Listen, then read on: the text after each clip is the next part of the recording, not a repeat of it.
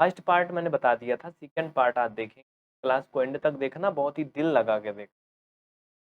पिछली क्लास में मैंने आपको बता दिया था कि दो बिंदु कैसे निकालते हैं। अगर आपने नहीं देखा था तो आप डिस्क्रिप्शन में लिंक से उसे देख लीजिएगा। कोई प्रकार की अगर आपको इंक्वायरी है तो नीचे व्हाट्सअप नंबर चल रहा है, उस पर आप कांटेक्ट करिएगा। चलिए, ये दूरी निकालने का सूत्र होता है। अगर कोई दो निर्देशांक बिंदु दिए गए हैं तो आप इनकी सहायता से इनके बीच निकाल सकते हैं। तो एक्सरसाइज 7.1 का पहला क्वेश्चन कह रहा है कि निम्नलिखित में से प्रत्येक के बिंदु के बीच की दूरी ज्ञात कीजिए। इसका सेकंड पार्ट, ये बिंदु दिया गया है, के बीच की हम दूरी निकालेंगे। तो ये हो जाएगा x1 y1 का मान हो जाएगा x2 y2। ध्यान देना, मान इसमें लाके सारे रख देंगे। x2 का मान क्या रखेंगे, -1, और -x1 का मान रखेंगे। देखो बेटा यहाँ ध्यान देना, -5 है, बीच में सूत्र में माइनस है, ठीक है, लेकिन इसका मान भी क्या है, ऐसे कुछ है। तो हमें इसको एडजस्ट करना है, इसलिए हम ये बड़ा कोष्ठक समझते। चलो, x2 का मान क्या था, -1 था। तो हम क्या करेंगे, इसको एक कोष्ठक में और बंद कर, भाई थोड़ा अच्छा से गंदा ये ऐसा इसलिए लगा रहे हैं जिससे अंतर थोड़ा सा है।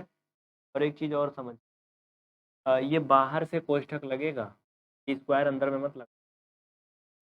अगला देखो y2, y2 का मान 3 है और -y1, y1 का मान 7 है। तो जो प्लस है इसमें कोई दिक्कत ही नहीं।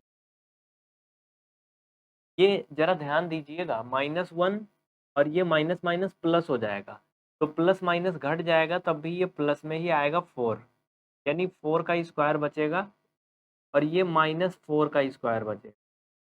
जरा ध्यान से समझना, ये 4 चौका 16 हो जाएगा और ये भी 16 हो जाएगा, दोनों फाइनल में 32 हो जाएंगे। और जब 32 का आप वर्गमूल निकालोगे, आप सबको पता है ना आएगा, आगे निकाल के मुझे बता दो। 4 × 2 आएगा ना, कर लेना और फिर मुझे। इस तरह से आपका सेकंड नंबर पार्ट भी हो गया। अगर कोई डाउट है तो आप कमेंट करके बताइए। अगले पार्ट की तरफ आगे बढ़ते हैं। ध्यान दीजिए, और क्लास को लाइक नहीं करे तुरंत कर दो बाबू, फटाफट।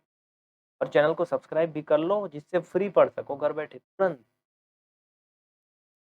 अगला इसका तीसरा पार्ट देखिए, और तीसरा पार्ट करने के बाद आपका ये क्वेश्चन कंप्लीट हो गया, एंड हो गया।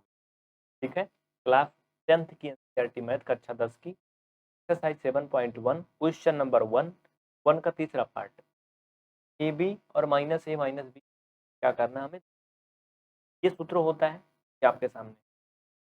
इसमें क्या करते हैं बच्चा, तो x1 मानेंगे, y1, ध्यान देना, ये x2 y2 मान रख दीजिए।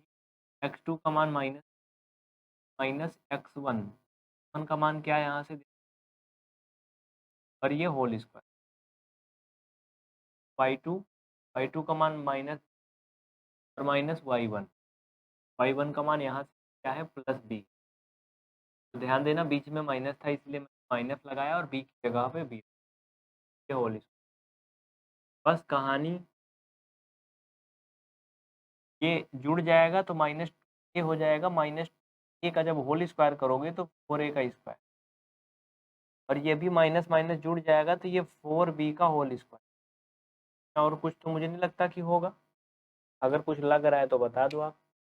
अब ये जुड़ेगा नहीं कभी भी, इनमें एक काम हो सकता है, 4 कॉमन हो सकता है, तो a + b का ये होल स्क्वायर बन सकता है। a का स्क्वायर है धन b का स्क्वायर है, इस तरह से हम इसे लिख सकते हैं।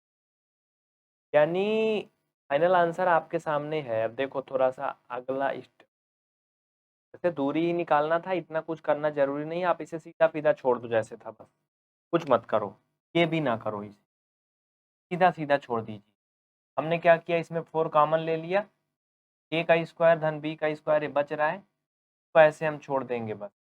ऐसे क्यों छोड़ देंगे आपको पता है, ऊपर वर्गमूल लगा है। आप इसको ऐसे आंसर छोड़ सकते हो, एक स्टेप अगर चाहो तो और कर लो, लेकिन जो हम इसको होल स्क्वायर कर रहे थे ऐसा कुछ नहीं करना है, सिर्फ दूरी निकालना है, ज़्यादा कुछ नहीं। थोड़ा सा इसे और आसान शब्दों में कर दीजिए। आप एक काम और कर सकते हो, ऊपर लाइन में मैं यहाँ लिखूँ अगर, तब हम इसको लिख सकते हैं ऐसे, समझना, 4 इंटू ए का स्क्वायर धन करनी हो, 4 का वर्गमूल निकालेंगे तो 2 हो जाएगा और इसका वर्गमूल नहीं निकल, ये ऐसे ही रहेगा। ये आपका फाइनल आंसर आ गया। लिख लीजिए, स्क्रीनशॉट ले लीजिए, अगर कोई डाउट है तो बताइए, जल्दी करिए। हो गया डन।